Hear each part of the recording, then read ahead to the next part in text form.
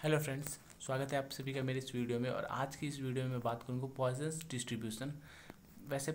इससे पहले मैंने नॉर्मल और बाइनोमियल डिस्ट्रीब्यूशन को प्रीवियस वीडियोस में डिस्कस कर रखा है, तो आप उसको चाहो तो जाके देख सकते हो। पर आज इस वीडियो में हम पॉइजन डिस्ट्रीब्यूशन की बात कर रहे हैं। तो माना कि x जो है एक डिस्क्रीट रैंडम वेरिएबल है और जिसकी जो वैल्यू है 0, 1, 2 हो सकती है, और एनी वैल्यू 3, 4 और एन वैल्यू वहाँ पे हम एक्स वेरिएबल यानी कैपिटल जो एक्स है उस रैंडम वेरिएबल के जगह पे पुट कर सकते हैं। ठीक, ओके। तो इस तरह से अगर पुट करें कि उसका जो प्रोबेबिलिटी फंक्शन है एक्स का वो क्या हो जाए, तो F small x is equal to P bracket में capital X is equal to small x bracket close is equal to lambda to the power x e to power minus lambda upon x lambda.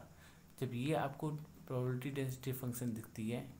यानी ये equation मिलता है जहाँ पर small x की value 0, 1, 2 dot dot any value यहाँ पे हम पुट कर सकते हैं कोई, तो ऐसे डिस्ट्रीब्यूशन को हम बोलते हैं पॉइजन डिस्ट्रीब्यूशन। और पॉइजन डिस्ट्रीब्यूशन जो है एच डी पॉइजन के द्वारा जो 19th सेंचुरी से पहले उन्होंने इसको डिस्कवर किया था, तो उनके नाम पे ये रखा गया है। और साथ ही साथ ये बताते चलें कि जो रैंडम वेरिएबल है जिसके पास यानी कि जो इस तरह का डिस्ट्रीब्यूशन दिखाता है उसको हम पॉइजन डिस्ट्रीब्यूटेड वेरिएबल कहते हैं। और साथ ही साथ आपको बताते चलूँ कि कुछ प्रॉपर्टी जो पॉइजन डिस्ट्रीब्यूशन की है, जैसे कि मीन, यहाँ पर mu is equal to lambda होता है, variance sigma square is equal to lambda, standard deviation sigma is equal to under root lambda, coefficient of skewness यानी कि A3 alpha 3 is equal to 1 upon under root lambda, coefficient of kurtosis alpha 4 is equal to 3 plus 1 upon lambda,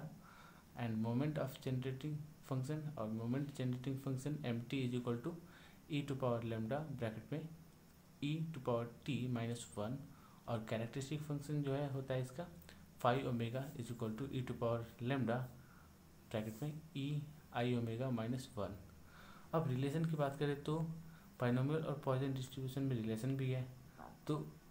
वो तब होता है जब n की value जो है इतनी लार्ज हो जाए, इतनी बड़ी हो जाए कि प्रोबेबिलिटी जो p है उसका ऑकरेंस यानी उसके होने का जो उस इवेंट का चांस है ना, वो कहीं ना कहीं जीरो हो जाए। तो ऐसे केस में q जो होगा यानी कि ना होने का चांस है ना, यानी कि q is equal to 1 minus P जो होता है वो 1 के क्लोज आ जाएगा। ऐसे में जो इवेंट होगा वो बहुत ही रेयर इवेंट होगा, मतलब कि ना होने के चांस में भी होना बहुत ही रेयर हो जाएगा फिर तो ऐसे में in presence practice we shall consider an event as rare if the number of trials is at least 50। मतलब ये कि अगर नंबर ऑफ ट्रायल्स 50 से कह सकते हैं कम से कम 50 या उससे ज़्यादा आपने ट्रायल किया, तो उसमें अगर कोई इवेंट होता है तो उसे हम रियल इवेंट बोलते हैं। और जबकि NP जो है 5 से कम होना चाहिए। और for such cases the binomial distribution is very closely approximated by Poisson's distribution. So हम क्या करेंगे, तो यहाँ पे lambda is equal to NP हम लोग मानेंगे। ओके, सो इसका यूज़ करके हम लोग जितने भी अभी तक हमने अप्रॉक्सीमेशंस पढ़े थे वो सारे के सारे अप्रॉक्सीमेशंस यहाँ पे हम यूज़ करेंगे।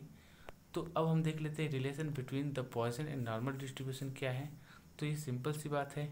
कि यहाँ पर अगर बाइनोमियल और नॉर्मल डिस्ट्रीब्यूशन में रिलेशन है और बाइनोमियल तथा पॉइजन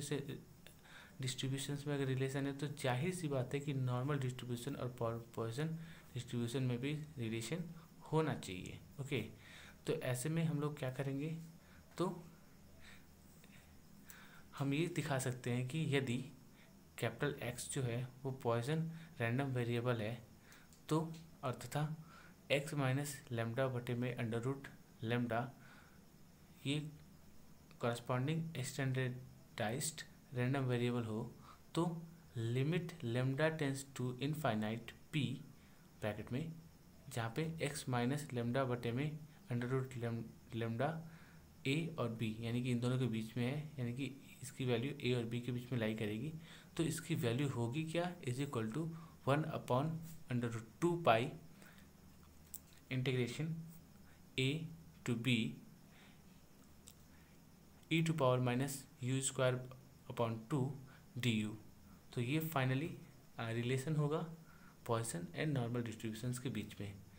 तो इसका मतलब ये है कि पॉइसन डिस्ट्रीब्यूशन जो है वो नॉर्मल डिस्ट्रीब्यूशन